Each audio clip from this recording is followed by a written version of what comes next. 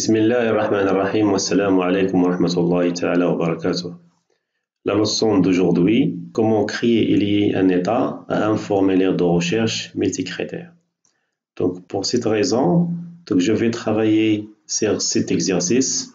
Dans cet exercice, je vais créer un état qui s'appelle liste candidat, donc lié à ce formulaire et trié par classe, puis trié par le moyen général. D'accord? Cet état, il représente le résultat de recherche multicritère obtenu en se basant sur les critères classe et le nom en arabe ou le nom en français. D'accord? Je vais ajouter ensuite un bouton qui exécute un macro, donc qui permet d'exporter l'état en format PDF. Je vais ajouter aussi un bouton qui lance un macro. Donc ce macro, il permet d'exporter la source de données, ça veut dire la requête, la source de données de l'état en format Excel exploitable. Ensuite, je vais modifier cet état donc pour qu'il affiche les données regroupées par classe. Donc, je travaille toujours sur notre base de données DB Candidat. Donc maintenant, je travaille sur la version 4, la V4. Donc vous trouverez toujours dans la boîte de description en bas de cette vidéo donc le lien de téléchargement de la base de données, puis les icônes utilisées dans cet exercice. D'accord? Donc maintenant, je lance ma base de données DB Candidat V4. Donc avant de créer l'état, donc premièrement, je vais créer la source de données. Donc la source de données, ça veut dire la requête qui représente la source de données de cet état. Donc création de requête. Donc je sélectionne la table candidat et ensuite je vais sélectionner ID candidat, le nom AR, le nom FR, la classe, la date de naissance, le genre. D'accord? Je vais ajouter ici les critères. Donc je vais ajouter un critère sur la classe. Donc ici comme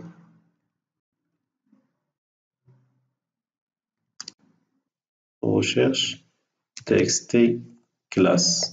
D'accord? Donc je concatène la chaîne avec étoile à la fin et étoile au début, comme ça. Pardon. D'accord.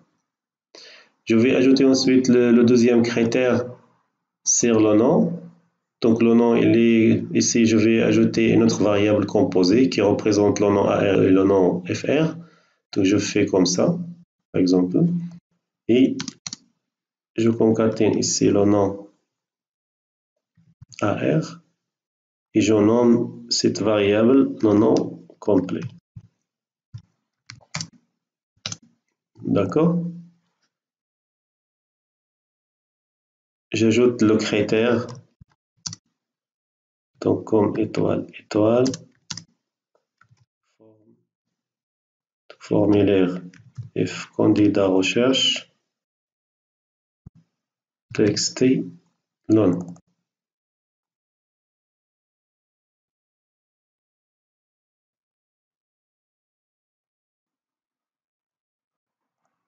Donc je termine avec étoile. Donc cette requête sera nommée donc rec liste candidat. Très bien. Si j'exécute cette requête, donc il va afficher l'ensemble des candidats. Donc cette requête, elle va afficher la liste des candidats, donc en utilisant ici les paramètres le nom et la classe. D'accord? Maintenant, je vais créer l'état. J'ai déjà créé un état au candidat. Donc, je peux exploiter sa mise en forme pour ne pas répéter la mise en forme à 0. Donc, je sélectionne ici cet état. Donc, cliquez ici sur Fichier, Enregistrer sous, enregistrer l'objet sous, puis enregistrer sous, et je donne un nom, par exemple, liste candidat.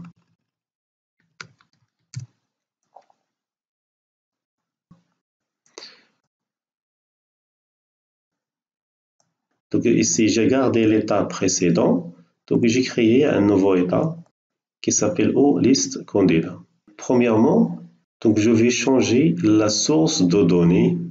Donc, je clique ici sur feuille de propriété. Donc, sur source de données, donc je vais sélectionner la requête rec liste candidat. D'accord? Donc, le téléphone n'est pas affiché sur la requête liste candidat.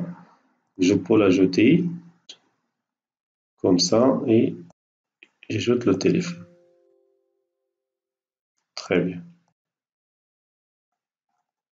Je vais ajouter ici un bouton qui permet d'imprimer l'état. Bouton.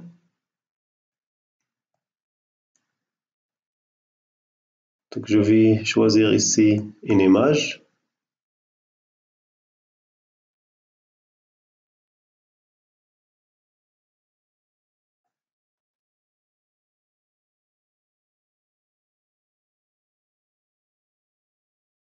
Donc, je sélectionne ici liste. C'est écran. D'accord? Je modifie le format pour qu'il soit comme ça. Très bien. Je vais exécuter un macro qui affiche l'état liste candidat. Je clique sur ce bouton, donc événement, sur clic, donc macro, donc ici, ouvrir état. Donc je spécifie ici l'état, donc liste candidat, et ici je vais l'afficher en mode boîte de dialogue. D'accord? Enregistrer et fermer. Si je teste, je vais spécifier aperçu avant impression. Je dois spécifier pour qu'il s'affiche par défaut. Donc ici c'est un macro. Au lieu de laisser ici état, donc je vais changer en aperçu avant impression. Très bien. Donc je teste. Très bien. Si je veux faire un filtre par exemple sur la classe C1, donc il affiche ici les candidats de la classe C1. Si je teste, il affiche ici que les candidats de la classe C1. D'accord? Par exemple, la classe C2, il affiche les candidats de la classe C2. Si j'ajoute par exemple le paramètre sur le nom, par exemple les candidats qui contiennent MA, d'accord, il y a ici 7 candidats. Donc si j'affiche, il affiche que les candidats de 1 à 7. D'accord? Très bien. Ajouter un autre bouton qui permet d'exporter cet état en format PDF. D'accord? Je crée ce bouton. Donc je change le format comme ça. Je spécifie l'image.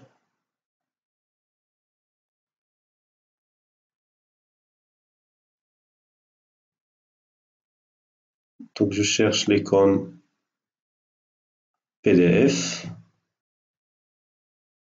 Cette icône. Très bien. Donc je vais ici sur organiser. Donc je spécifie ici qu'il s'agit de la même taille et je les aligne.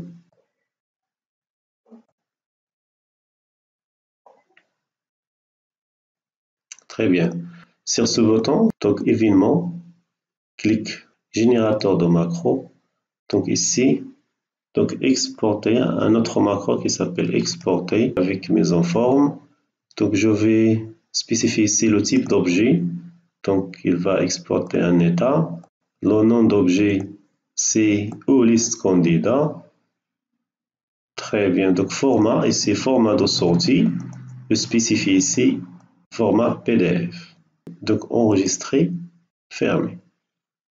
Si je fais un filtre et je clique sur exporter, donc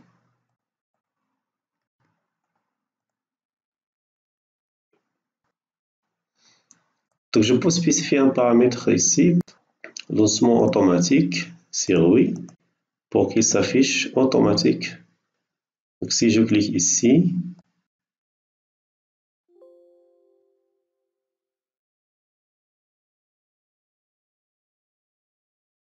très bien. Donc, je vais ajouter maintenant un autre bouton qui permet d'exporter la source de données. Ce n'est pas l'état, mais c'est la source de données de format Excel. Donc, toujours format, je spécifie ce format. Donc, format ici, donc image, et je sélectionne une icône ici, d'accord? Voilà. Donc, je peux sélectionner les 4 boutons, donc organiser. Donc, comme ça, ils seront de la même taille.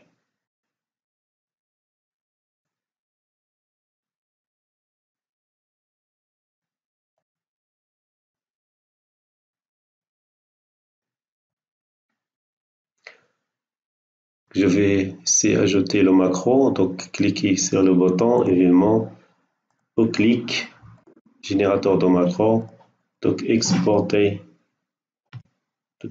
avec mise en forme. Donc je spécifie ici, il s'agit d'une requête. La requête, il s'appelle rec liste candidat. Donc format de sortie, c'est un fichier au classeur Excel. Si je veux le lancer automatiquement, je clique ici, je sélectionne oui. D'accord? Enregistrer et fermer. Très bien. Donc si je clique, si par exemple je fais un filtre comme ça, donc c'est la classe C1, je clique sur enregistrer, pardon, je clique sur le bouton exporter format Excel. Voilà. Donc il sera affiché en format Excel. Donc je peux faire d'autres travaux sur ces informations. D'accord? Si je désactive les filtres, par exemple, je supprime ce filtre, comme ça il n'y a pas de filtre, et je clique sur exporter.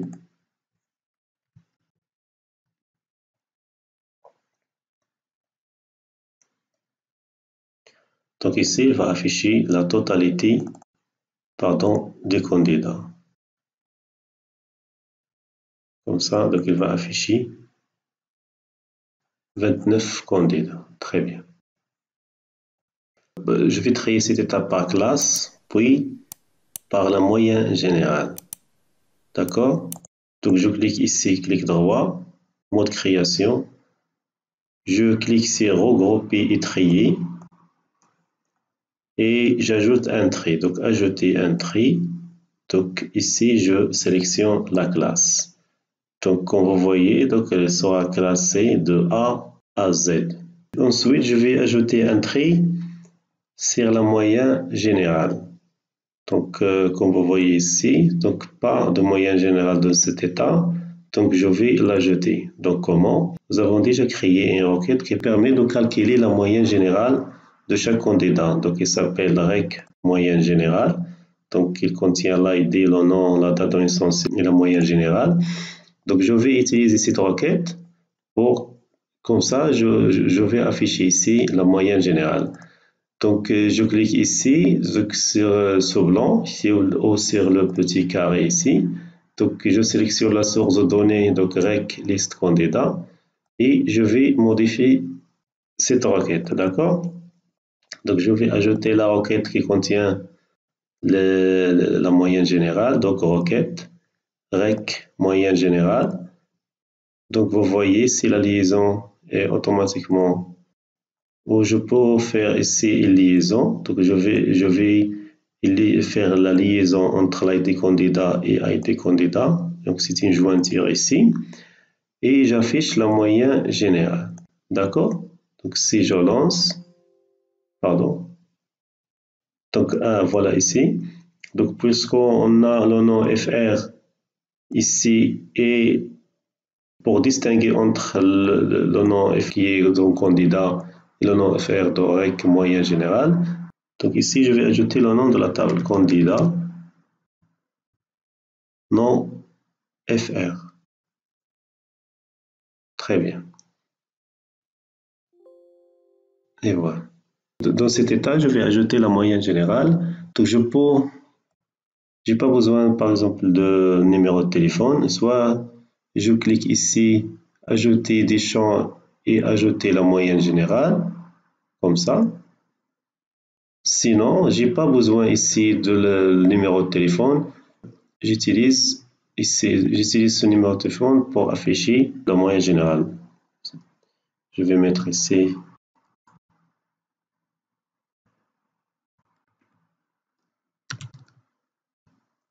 Voilà. Donc ici, c'est la source de données. Donc propriété. Donc source de données. Donc ici, je spécifie moyenne générale. Et je le nomme ici, sur le nom, je vais faire ici moyenne générale. Donc maintenant, je peux ajouter le tri. Donc ajouter un tri. Donc la moyenne générale. Et je le classe ici de plus grand au plus petit.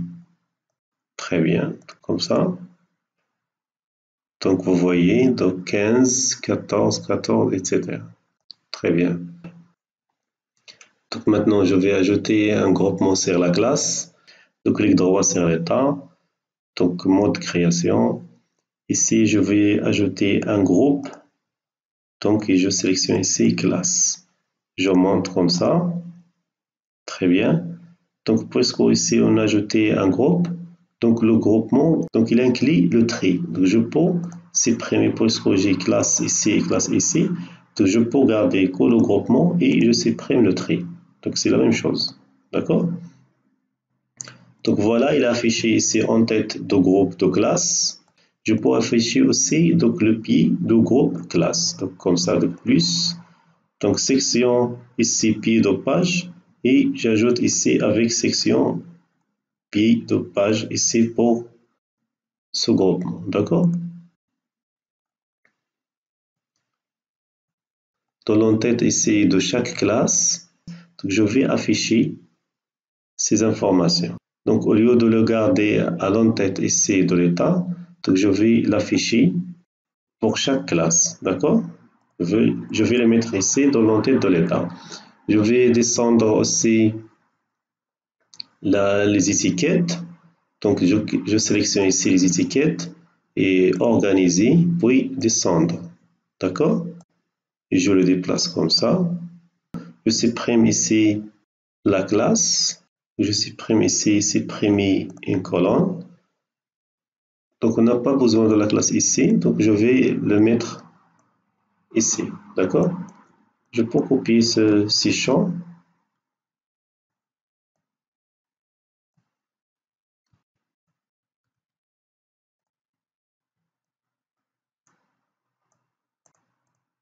Et je vais mettre ici la classe ou le قسم. D'accord?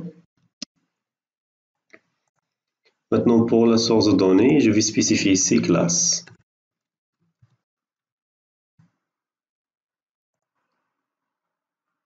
Très bien.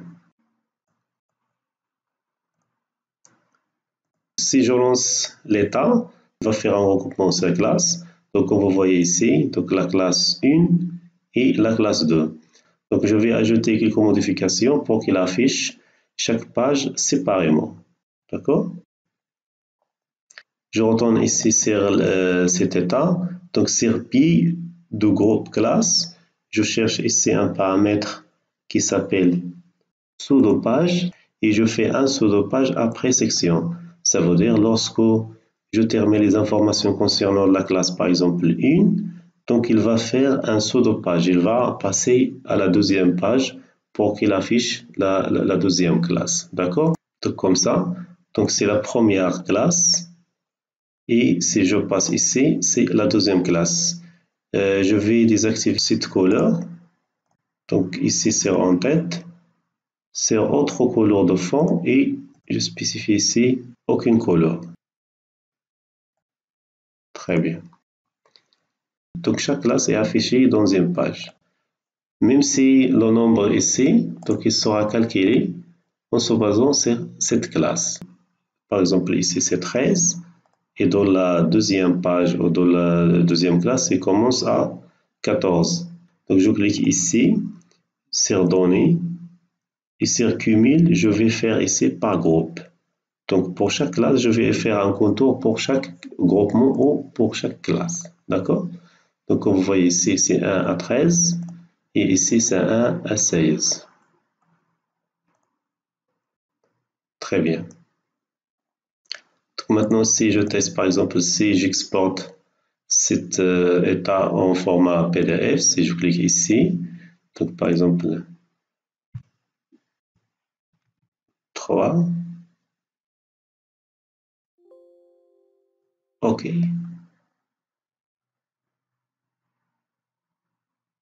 Donc très bien. Donc comme vous voyez, donc ici c'est la classe 1 et la classe 2 triée par, donc regroupée ici par classe et triée par moyenne générale pour chaque classe. Le contour aussi il est par classe. Donc merci pour votre attention.